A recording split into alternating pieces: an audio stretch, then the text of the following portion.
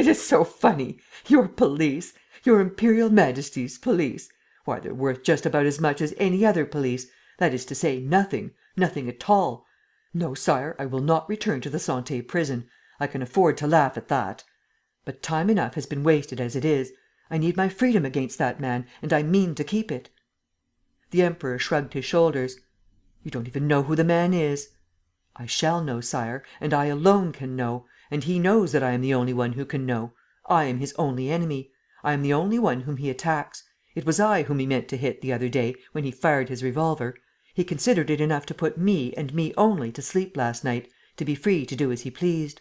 The fight lies between him and me. The outside world has nothing to say to it. No one can help me and no one can help him. There are two of us, and that is all. So far chance has favoured him. But, in the long run, it is inevitable, it is doomed, that I should gain the day." "Why?" "Because I am the better man." "Suppose he kills you?" "He will not kill me. I shall draw his claws. I shall make him perfectly harmless. And you shall have the letters, Sire. They are yours. There is no power on earth that can prevent me from restoring them to you." He spoke with a violent conviction and a tone of certainty that gave to the things which he foretold the real appearance of things already accomplished. The Emperor could not help undergoing a vague, inexplicable feeling, in which there was a sort of admiration combined with a good deal of that confidence which Lupin was demanding in so masterful a manner. In reality, he was hesitating only because of his scruples against employing this man and making him, so to speak, his ally.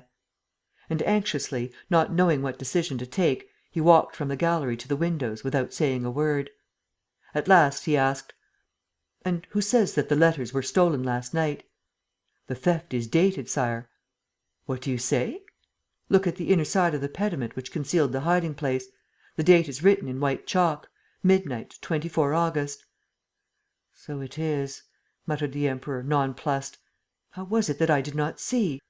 And he added, betraying his curiosity, "Just as with those two N's painted on the wall. I can't understand. This is the Minerva room." "This is the room in which Napoleon, the Emperor of the French, slept," said Lupin. "How do you know?"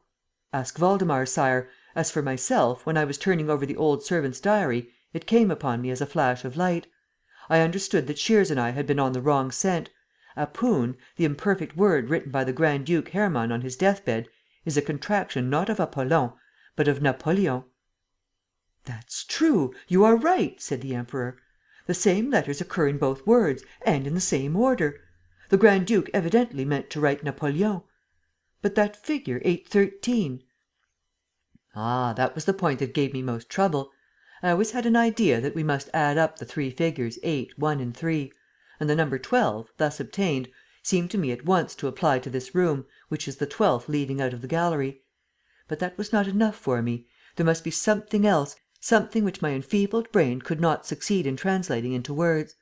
The sight of that clock, situated precisely in the Napoleon room, was a revelation to me. The number 12 evidently meant 12 o'clock. The hour of noon, the hour of midnight.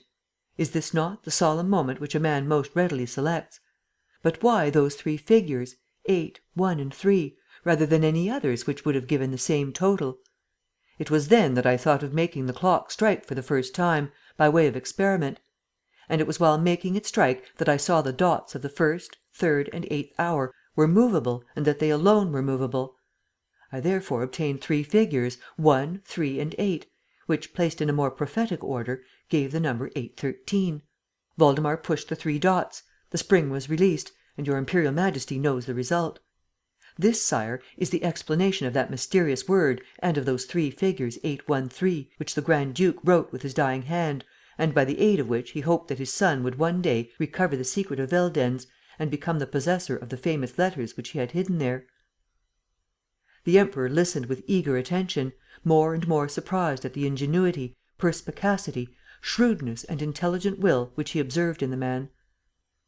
"Waldemar," he said, when Lupin had finished. "Sire." But, just as he was about to speak, shouts were heard in the gallery outside. Waldemar left the room and returned. "It's the mad girl, Sire. They won't let her pass." "Let her come in!" cried Lupin, eagerly. "She must come in, Sire."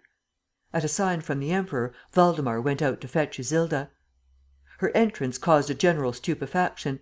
Her pale face was covered with dark blotches. Her distorted features bore signs of the keenest suffering. She panted for breath, with her two hands clutched against her breast. "Oh!" cried Lupin, struck with horror. "What is it?" asked the Emperor. "Your doctor, Sire. There is not a moment to lose." He went up to her: "Speak, Isilda. Have you seen anything? Have you anything to say?" The girl had stopped. Her eyes were less vacant, as though lighted up by the pain. She uttered sounds, but not a word. "Listen," said Lupin. "Answer yes or no. Make a movement of the head. Have you seen him? Do you know where he is? You know who he is? Listen, if you don't answer. ..." He suppressed a gesture of anger. But suddenly, remembering the experiment of the day before and that she seemed rather to have retained a certain optical memory of the time when she enjoyed her full reason, he wrote on the white wall a capital L and M. She stretched out her arm toward the letters and nodded her head as though in assent. "And then?" said Lupin. "What then? Write something yourself." But she gave a fearful scream and flung herself to the ground, yelling. Then, suddenly, came silence, immobility. One last convulsive spasm; and she moved no more. "Dead?" asked the Emperor. "Poisoned, Sire." "Oh, the poor thing! And by whom?" "By him, Sire. She knew him, no doubt. He must have been afraid of what she might tell." The doctor arrived. The Emperor pointed to the girl. Then, addressing Waldemar: "All your men to turn out. Make them go through the houses. Telegraph to the stations on the frontier." He went up to Lupin: "How long do you want to recover the letters?" "A month, Sire. 2 months at most."